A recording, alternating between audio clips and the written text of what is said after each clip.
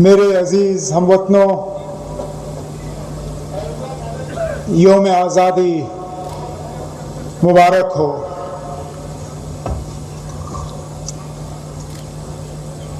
आज का दिन मुल्क भर में खुशियों का दिन है। आज हम आज़ादी का वो मौका मनाने के लिए यहाँ जमा हुए हैं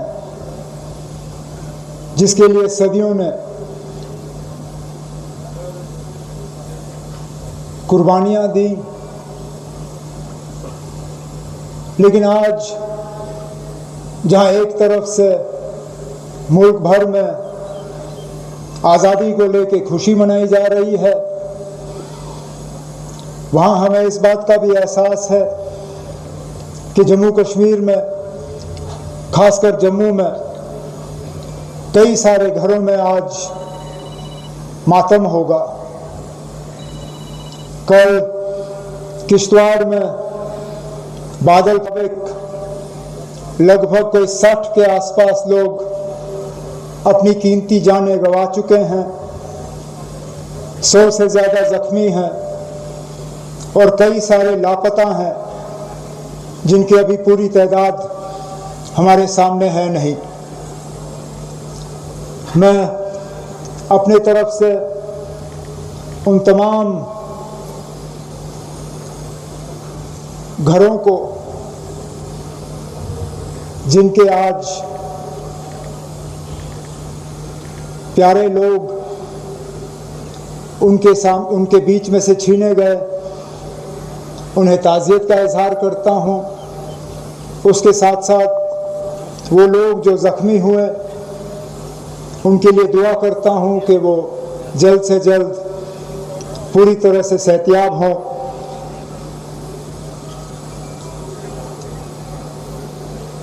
मैं अपने तरफ से, हुकूमत की तरफ से उन तमाम घरों को और किश्तवाड़ के लोगों को यकीन दिलाना चाहता हूँ कि हुकूमत की तरफ से जो भी मदद की ज़रूरत होगी उसमें कोई कमी जो है वो पेशरफ्त नहीं होगी। आगे आने वाले दिनों में हमें तय करना होगा कि आखिरकार ये हुआ क्यों। कहीं लापरवाही तो नहीं हुई, क्योंकि मौसम के बारे में हमें पहले से ही खबर थी। तो क्या हम हुकूमत के तरफ से, इंतज़ामिया के तरफ से और इक़दामात उठा सकते थे या और कदम ले सकते थे जिससे कि ये कीमती जानें बचाई जा सकती थी। आने वाले दिनों में भी इस पे शायद हमें जवाबदेह अपने आप को बनाना होगा। मेरे लिए आज की ये तकरीर अपने आप में बहुत मायने रखती है।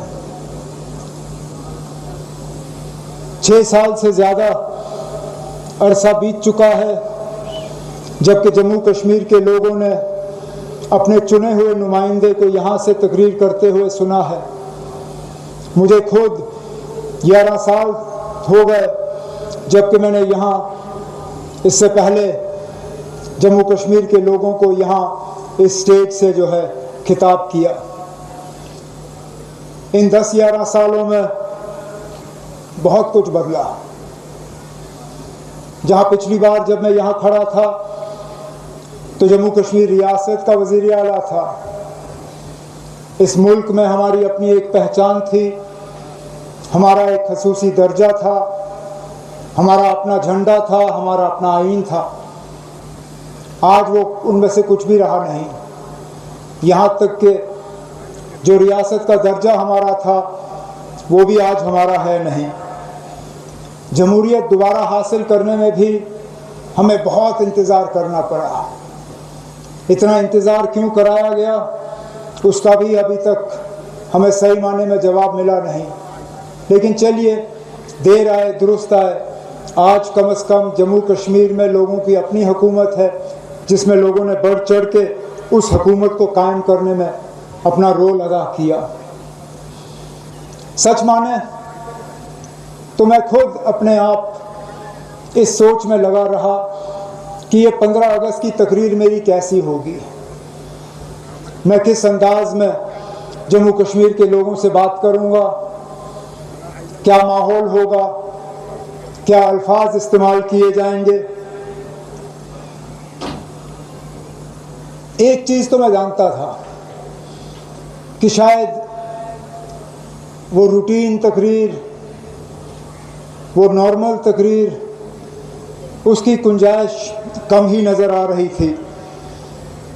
हुकूमत की दी हुई लिखी हुई तकरीर पढ़ने का मेरा इरादा था नहीं, क्योंकि अगर मैं वो पढ़ता तो शायद जम्मू कश्मीर के लोगों को लगता कि सारा कुछ ठीक है, कि यहाँ बदलाव की कोई ज़रूरत नहीं, लोग अपनी जगह मुतमईन हैं, लोग अपनी जगह खुश हैं और लोगों को कोई आने वाले दिनों में कोई बदलाव चाहिए नहीं।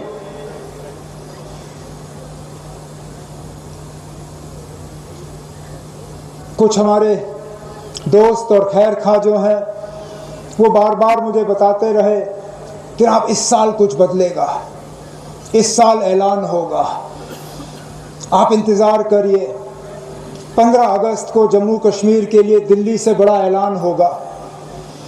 हालांकि हकीकत ये है कि ज़्यादा उम्मीद थी नहीं, लेकिन सच्चाई ये भी है कि जब बार बार कोई इंसान कोई चीज़ सुनता है तो कहीं ना कहीं दिल के एक छोटे से कोने में एक बात जाके बस जाती है।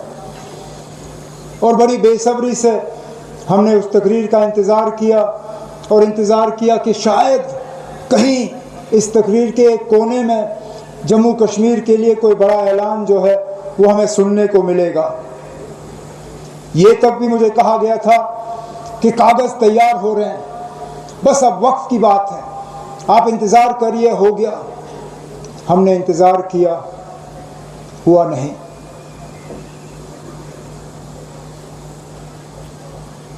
जहां मैं बार बार रोशनी की किरण की बात करता था, सच्चाई ये है कि उस रोशनी की किरण में थोड़ी सी अब कमी नज़र आनी शुरू हो गई है।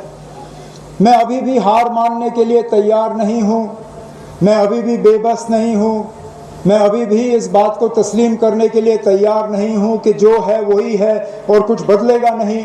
लेकिन हकीकत ये है कि मेरी जितनी उम्मीद आज से कुछ दिन पहले थी, शायद उतनी उम्मीद आज है नहीं, लेकिन उस बात पर भी मैं आता रहूँगा।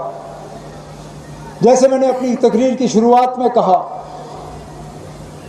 इन 11 सालों में जब से मैं यहाँ एक बार पहले खड़ा था और आज खड़ा हूँ, बहुत कुछ बदला, बहुत तब्दीलियाँ आई और उन तब्दीलियों के पीछे सबसे बड़ा मकसद ये था कि जम्मू कश्मीर को बाकी मुल्क के साथ पूरी तरह से मिलाना है, जम्मू कश्मीर को बाकी मुल्क के साथ बराबरी का दर्जा देना है, जम्मू कश्मीर और बाकी मुल्क के साथ कोई फ़र्क नहीं होना चाहिए, जम्मू कश्मीर को हमने बेहतर बनाना है।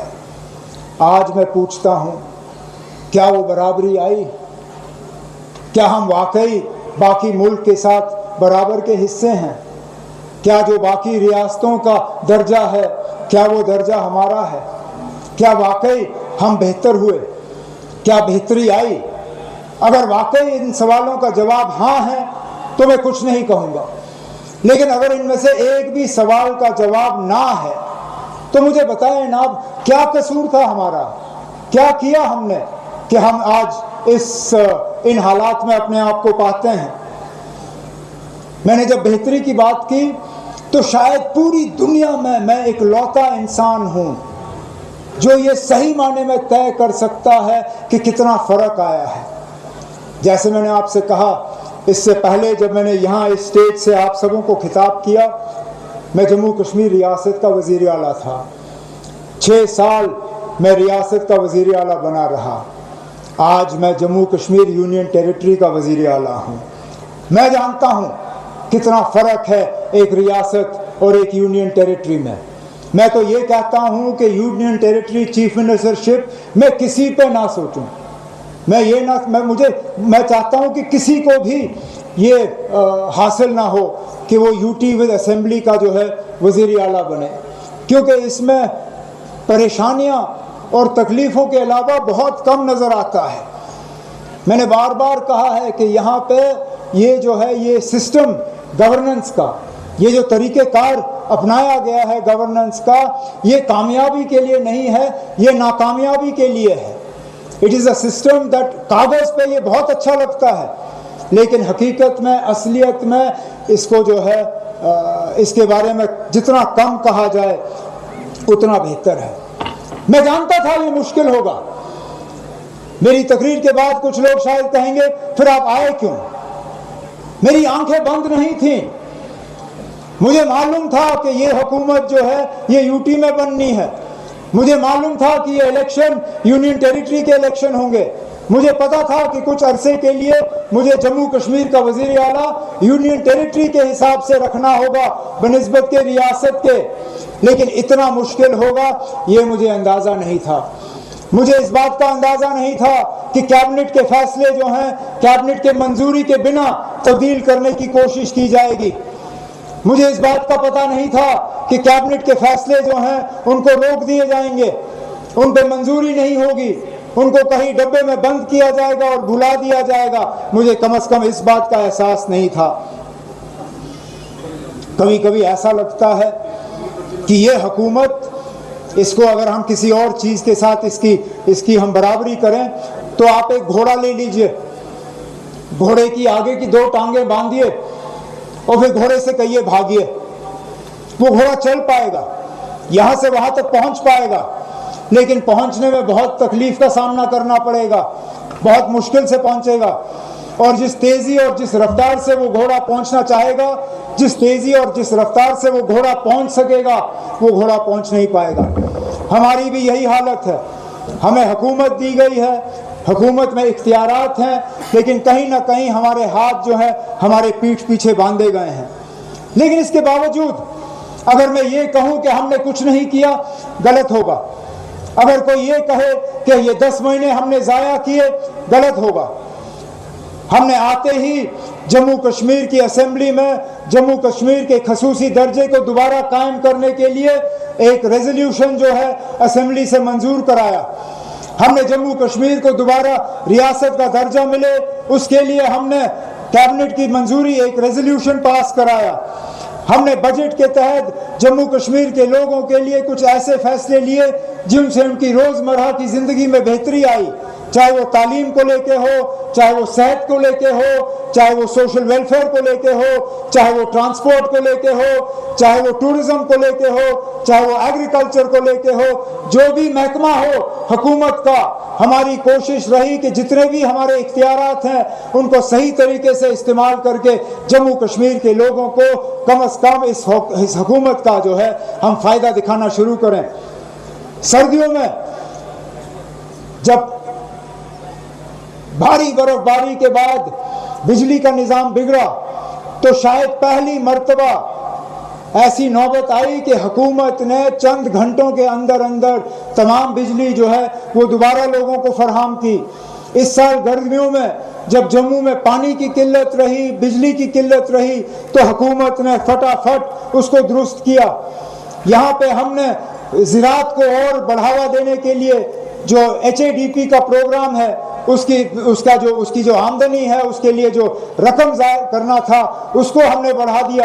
यहाँ के नौजवानों की बेरोज़गारी कम हो, बेरोज़गारी का खात्मा सरकारी मुलाजमत से नहीं हो सकता, ये हम सब जानते हैं, लेकिन गैर सरकारी मुलाजमत कायम करने के लिए क्या इक़दाम उठाए जा सकते हैं, उसके लिए हमने एक नई स्कीम मिशन युवा के तहत जम्मू कश्मीर के नौजवानों के सामने रखा, जिसके हम मान के चलते हैं कि कम से कम 4 से 4.5 लाख हमारे नौजवान जम्मू के, कश्मीर के, हमारे भाई, हमारे बहन जो हैं इज़्ज़त की रोज़ी रोटी कमा सकेंगे। हमने अपने इलेक्टेड रिप्रेजेंटेटिव्स MLAs के हाथ मजबूत किए, हमने उनके इख्तियारात जो है उनको वापस लौटा दिए, उनकी कॉन्स्टिट्यूंसी डेवलपमेंट फंड उसमें इजाफा किया। जहां उनको 10 साल पहले 3 करोड़ रुपए मिलते थे अपने इलाके में खर्च करने के लिए, इस साल हमने 3 करोड़ से 4 करोड़ वो बढ़ा के उन्हें खुली छूट दी कि वो पैसा जो है लोगों के इस्तेमाल के लिए किया जाए। लेकिन कहीं ना कहीं ये निज़ाम जो है ये ठीक तरह से चल नहीं पाएगा। मैं लोगों को याद दिलाना चाहता हूँ कि हमारी जो सुप्रीम कोर्ट है उन्होंने एक बहुत ही ऐतिहासिक और एक बहुत ही एक बहुत ज़रूरी फैसले में एक ट्रिपल चेन ऑफ अकाउंटेबिलिटी की बात की थी, मतलब जवाबदेही के तीन कदम। उसमें यह कहा गया था कि जो अफसर हैं, जो ब्यूरोक्रेसी है, वो हुकूमत को जवाबदेह होगी, जो हुकूमत है वो असेंबली या पार्लियामेंट को जवाबदेह होगी, और जो असेंबली या पार्लियामेंट है वो लोगों को जवाबदेह होगी। लेकिन जम्मू कश्मीर में कहीं ना कहीं ये ट्रिपल चेन ऑफ अकाउंटेबिलिटी जो है ये चली नहीं है। मैं आज असेंबली को जवाबदेह हूँ, उसमें कोई शक नहीं है। मेरे मंत्री जो हैं, मेरे मिनिस्टर जो हैं, मेरे वजीर जो हैं, वो असेंबली को जवाबदेह हैं। असेंबली के मेंबरान जो हैं वो लोगों को जवाबदेह हैं, इसमें भी कोई शक नहीं है। लेकिन हमारे अफसर जो हैं वो हुकूमत को जवाबदेह नहीं है, या कम से कम इलेक्टेड हुकूमत को जवाबदेह नहीं है, इसमें भी इनकार नहीं किया जा सकता। तो कहीं ना कहीं जो हुकूमत, जो सुप्रीम कोर्ट ने लोगों के लिए और लोगों के फायदे के लिए ट्रिपल चेन ऑफ अकाउंटेबिलिटी की बात की थी, उसको अमली जामा पहनाने की जम्मू कश्मीर में अशद ज़रूरत है। आखिरकार हुकूमत चलती कैसी है? चुने हुए नुमाइंदे जो हैं वो प्रोग्राम बनाते हैं, वो प्लान बनाते हैं, वो एक खाका खींचते हैं, वो एक नक्शा बनाते हैं, लेकिन उस नक्शे को रंग भरने में काम किसका होता है? अफसरों का। आप माने तो हुकूमत का दिमाग जो है वो हुकूमत के इलेक्टेड लोग हैं, लेकिन हुकूमत के बाजू, हुकूमत के पैर जो हैं वो उनके अफसर हैं। अगर हुकूमत के दिमाग और सिर और पैर में और हाथ में ठीक तरह से कनेक्शन जुड़ा ना हो तो वो चल नहीं पाता। और इसलिए मैं बार बार इस चीज़ पे जोर देता हूँ कि नया जम्मू कश्मीर जो है नया तब होगा जब इस नएपन में बेहतरी होगी। नयापन सिर्फ अपने आप में नया नहीं होता, यह नए का फायदा नया नहीं होता अगर सिर्फ आप लफ्ज़ इस्तेमाल करो। उस लफ्ज़ में मायने होनी चाहिए, उस लफ्ज़ में वजन होना चाहिए, उस लफ्ज़ में ताकत होना चाहिए, जो आज मैं अफसोस से कहता हूँ वो ताकत है नहीं।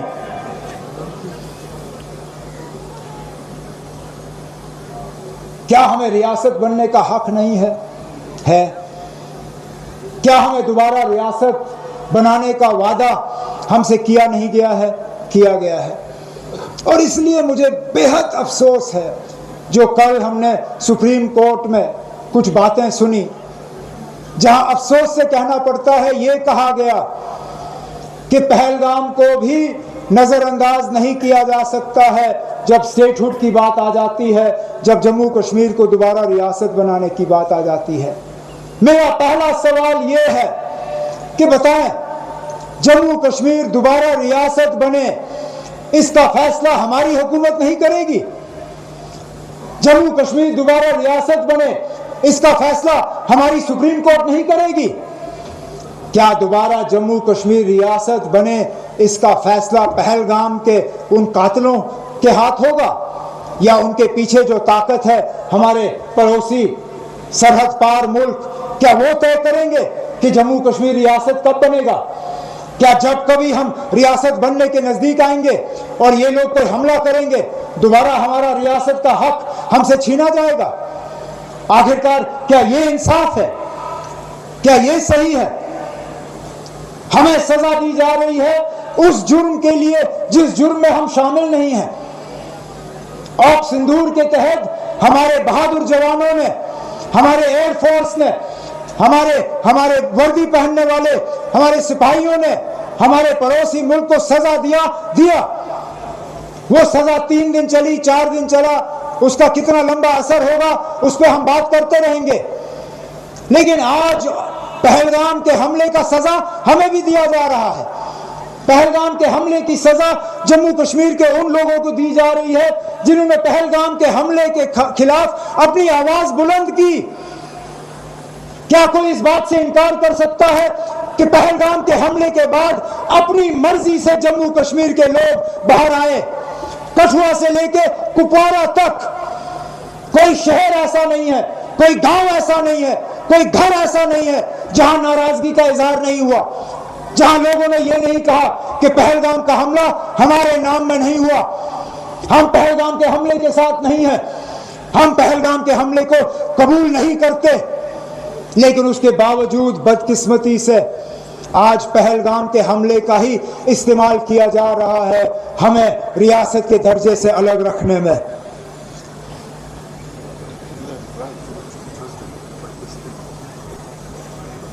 कहने के लिए तो मैं ये भी कह सकता हूं कि पहलगाम के हमले का कसूर इलेक्टेड हुकूमत का नहीं है। याद रखिए, जो इससे पहले इलेक्टेड हुकूमतें थी, चाहे वो मेरी हुकूमत या मेरी हुकूमत से पहले, हमने इस तरह के हालात बनने नहीं दिए। लगातार जब मैं यहां इस स्टेज से खड़े होकर जम्मू कश्मीर की आवाम से बात करता था तो मैं दावे से कहता था कि हर साल मिलिटेंसी के हमलों में कमी आ रही है, हर साल हमारे बहादुर फौजियों की कुर्बानियां जो हैं, उनसे जो हम कीमती जानों की कुर्बानी मांगते हैं, उसमें कमी आ रही है। हर साल जो इलाका मिलिटेंसी के लपेट में घेरा हुआ था, उसमें हम कमी लाते थे। आज हमसे कहा जाता है कि इलेक्टेड हुकूमत पे यहाँ की भागदौड़ को पूरी तरह से संभालने का भरोसा नहीं किया जा सकता। अरे नाब, हमने कब ये दिखाया कि हम इस भरोसे के काबिल नहीं है? एक बार भरोसा करके देख तो लीजिए। हम इस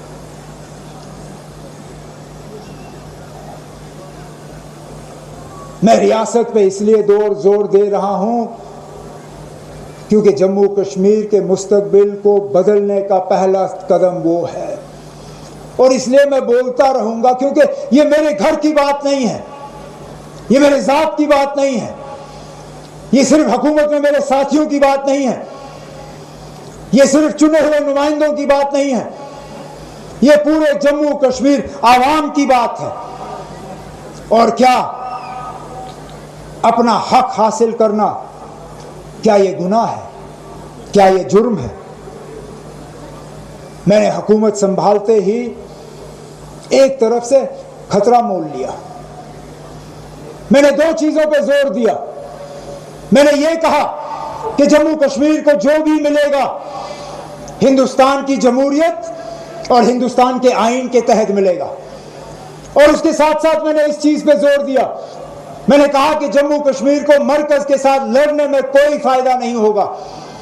हम अगर कुछ हासिल करेंगे तो मरकज के साथ अच्छे ताल्लुकात कायम करके हासिल करेंगे।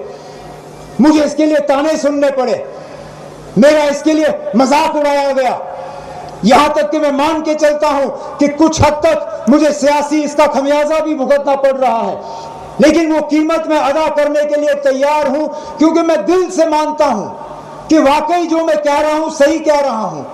लेकिन ताली दो हाथ से बजती है, एक हाथ से नहीं। मैं बार बार ये कहूं कि जम्मू कश्मीर को सिर्फ और सिर्फ फायदा हिंदुस्तान की जमहूरियत में शामिल होकर होगा। जम्मू कश्मीर को सिर्फ फायदा मरकज के साथ बेहतर ताल्लुकात बना के होगा। अगर जमीनी सतह पे ये चीजें दुरुस्त साबित नहीं होती तो इसका आगे जाके खमियाजा सिर्फ मुझे नहीं भुगतना होगा, इसका खमियाजा जम्मू कश्मीर की जमहूरियत को भुगतना होगा, जो हमारे लिए बहुत भारी साबित होगा। लेकिन अब वक्त आ गया है, हमें दफ्तरों से बाहर निकल के अब अपनी आवाज उन दरवाजों तक पहुंचाना होगा जहां पे हमारे ये फैसले किए जा रहे हैं। हमने अभी तक चिट्ठियों के जरिए, रेजोल्यूशनों के जरिए, मुलाकातों के जरिए अपनी ये बात पहुंचाई है। अब हम अपनी बात जो है जम्मू कश्मीर के हर गांव से दिल्ली तक ये आवाज हम पहुंचाने जा रहे हैं। मेरा आज इरादा है, सुप्रीम कोर्ट ने हमें 8 हफ्ते दिए हैं। सुप्रीम कोर्ट ने कहा है कि 8 हफ्ते के अंदर, 8 हफ्तों के बाद जो है वो दोबारा इस मामले पे सुनवाई करेंगे। तो आज के बाद मैं और मेरे साथी बैठेंगे नहीं, मैं और मेरे साथी थकेंगे नहीं। हम ये 8 हफ्ते इस्तेमाल करेंगे, जम्मू कश्मीर के हर 90 के 90 असेंबली कॉन्स्टिट्यूंसी में हम पहुंचेंगे। 90 असेंबली कॉन्स्टिट्यूंसी में हमारी कोशिश होगी कि हर घर में, हर गांव में हम दरवाजा खटखटा के लोगों से एक दस्तखत लेंगे। जो दस्तखत नहीं कर सकेंगे उनसे हम अंगूठे की निशानी मांगेंगे और उनसे हम एक ही सवाल पूछेंगे, क्या आपको दोबारा जम्मू कश्मीर को रियासत का दर्जा दिलवाना है या नहीं? या तो मैं सही हूंगा या मैं गलत हूंगा। अगर इस कागज पर दस्तखत करने के लिए तैयार नहीं है तो मैं अपनी हार कबूल करके मानूंगा कि जम्मू कश्मीर इन हालात से मुतमईन है, जम्मू कश्मीर के लोग इन हालात से खुश हैं। लेकिन मेरा दिल कहता है कि इन 8 हफ्तों में हम लाखों की तादाद में दस्तखत इकट्ठे करके मरकज की हुकूमत के हवाले और सुप्रीम कोर्ट में जजों के हवाले करके जम्मू कश्मीर के लोगों की दिलों की आवाज़ जो है उन दरवाज़ों तक पहुंचा के वहाँ से हम इंसाफ हासिल करके ही इंशाल्लाह आराम करेंगे। लेकिन तब तक जब तक कि जम्मू कश्मीर को दोबारा इंसाफ नहीं मिलता, हमें अपनी कोशिशें और अपने इरादे इस मुल्क को उस मुकाम तक पहुंचाने के लिए जिंदा रखने होंगे जिस मुल्क की एक उम्मीद लगाए हुए उन लोगों ने जिंदगी और अपनी जान कुर्बान की जिन्होंने हमें ये आज़ादी दिलवाई। चाहे वो महात्मा गांधी हो, चाहे वो पंडित जवाहरलाल नेहरू हो, चाहे वो सरदार पटेल हो, चाहे वो मौलाना आज़ाद हो, चाहे वो सुभाष चंद्र बोस हो, चाहे वो हजारों और हो जिनके नाम तक हम नहीं जानते, लेकिन जिन्होंने इस मुल्क को आज़ाद करने के लिए अपनी ज़िंदगी कुर्बान की।